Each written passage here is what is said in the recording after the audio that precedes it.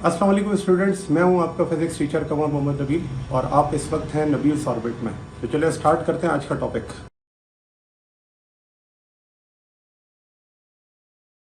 यहाँ पर अगर आप देखें कि work done in thermodynamic system, जब आप किसी बॉडी पर वर्क की बात करते हैं तो वो वर्क हम जानते हैं कि वो इक्वल होता है फोर्स इनटू डिस्प्लेसमेंट के। Force into displacement. अब यहाँ पर जब हम थर्मोडायनेमिक वर्क की बात करते हैं तो ये फोर्स इनटू डिस्प्लेसमेंट से नहीं बल्कि प्रेशर वॉल्यूम से क्या किया जाता है, पढ़ा जाता है। तो थर्मोडायनेमिक सिस्टम में प्रेशर वॉल्यूम से क्यों पढ़ा जाता है? क्योंकि यहाँ पर हम दो चीजों में इंटरेस्टेड होते हैं, और एक है सिस्टम की एक्सपेंशन और कंप्रेशन। सिस्टम की एक्सपेंशन और कंप्रेशन। तो एक्सपेंशन होगी तो क्या होगा? तो देखें, इनिशियल वॉल्यूम है वी आई। ये है हमारे पास पिस्टन, ठीक है, इसे मैं कह देता हूं ये है पिस्टन। और पिस्टन इस वक्त कहां पर मौजूद है? इस वक्त है वो मौजूद वी आई पर।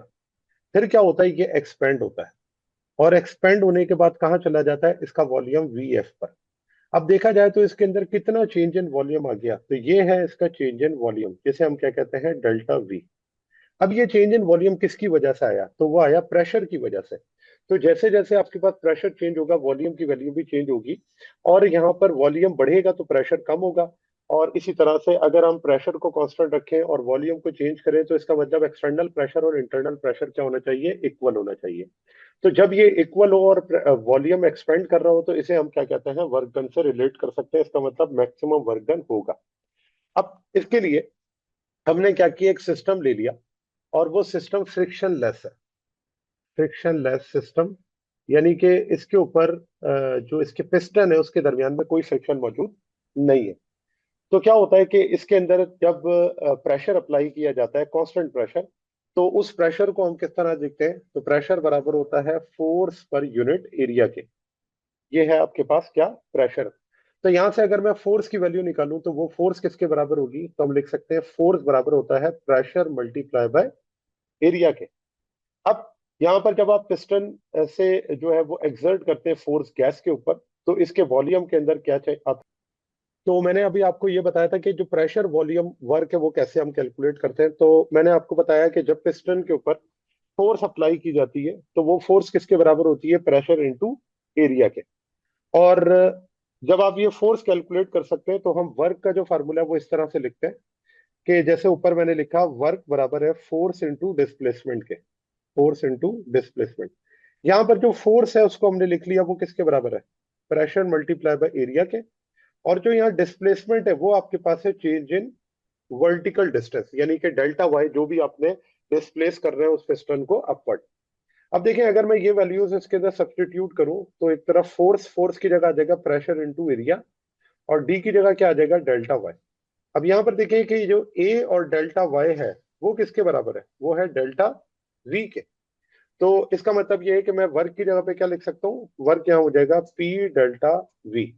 और इसे लिखा जा सकता है पी डेल्टा वी को final minus initial. Final minus initial. तो जो भी आपके पास वर्क होता है वो एक्चुअली चेंज इन वॉल्यूम पे डिपेंड करता है। अब अगर तो ये फाइनल वॉल्यूम ग्रेटर हुआ किससे? इनिशियल वॉल्यूम से। इट मींस यहाँ पर क्या होगी? एक्सपेंशन। अगर फाइनल वॉल्यूम इनिशियल वॉल्यूम से क्या हुआ? ग्रेटर, तो होगी एक्सपेंशन। और अगर फाइनल वॉल्यूम इनिशियल वॉल्यूम से कम हुआ तो इसका मतलब क्या होगी? कंप्रेशन। तो यहां पर हम दोनों चीजों को देख लें कि अगर फाइनल वॉल्यूम की बात करें तो ये किस तरह से कि ग्रीन कलर की ये जो लाइन आपको नजर आ रही है, इसमें अगर मैं वॉल्यूम की बात करूं तो वॉल्यूम स्टार्ट हो रहा है कहां से? इनिशियल से, और कहां तक जा रहा है? फाइनल तक। ठीक है। और यहाँ पर जो प्रेशर की वैल्यू है वो है क्या है? कांस्टेंट है। तो अगर आप देखें तो इसके अंदर जो इसका ग्राफ है उस ग्राफ का एरिया हमें क्या रिप्रेजेंट करेगा? ये एरिया रिप्रेजेंट कर रहा है क्या है? कि यहाँ पर वर्क हो रहा है। यहाँ पर प्रेशर की वैल्यू को मैं कह देता हूँ ये है कांस्टेंट।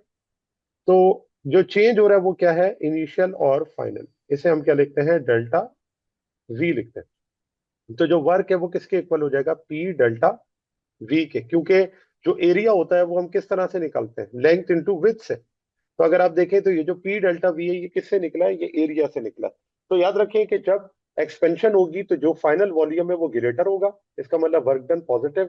और जब कंप्रेशन होगी तो फाइनल वॉल्यूम इनिशियल वॉल्यूम से कम होगा। इसका मतलब जो चेंज इन वॉल्यूम है वो क्या होगा, नेगेटिव होगा। तो ये आपके पास है work done in thermodynamic system, जो कि किससे पढ़ा जाता है, प्रेशर वॉल्यूम से। अगर फाइनल और इनिशियल वॉल्यूम क्या हो जाए, सेम हो जाए, तो तब क्या होगा। तो याद रखें कि अगर इनिशियल और फाइनल वॉल्यूम इक्वल हो, इसका मतलब जो चेंज इन वॉल्यूम है वो क्या होता है, जीरो।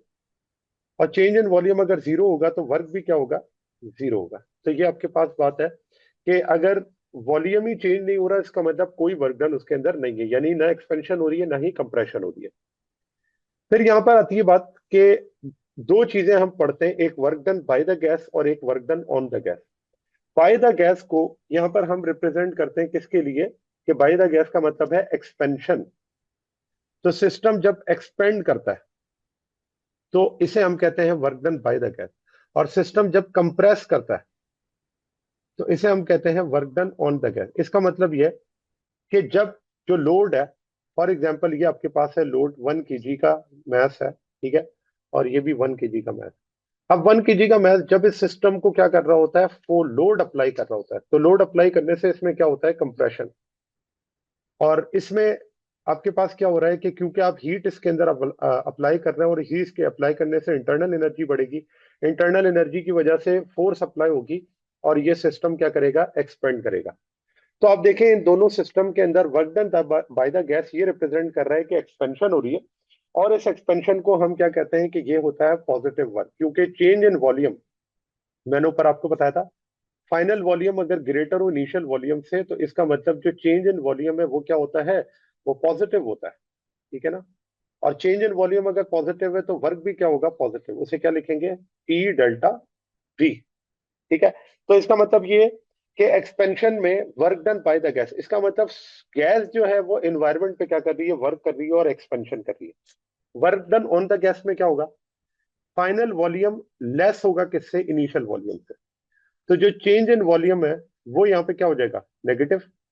और चेंज इन वॉल्यूम नेगेटिव का मतलब यहाँ पर वर्क क्या हो जाएगा, नेगेटिव, क्योंकि वॉल्यूम अगर नेगेटिव है तो वर्क भी क्या है, नेगेटिव। और यहाँ पर नेगेटिव वर्क रिप्रेजेंट कर रहा है work done on the gas.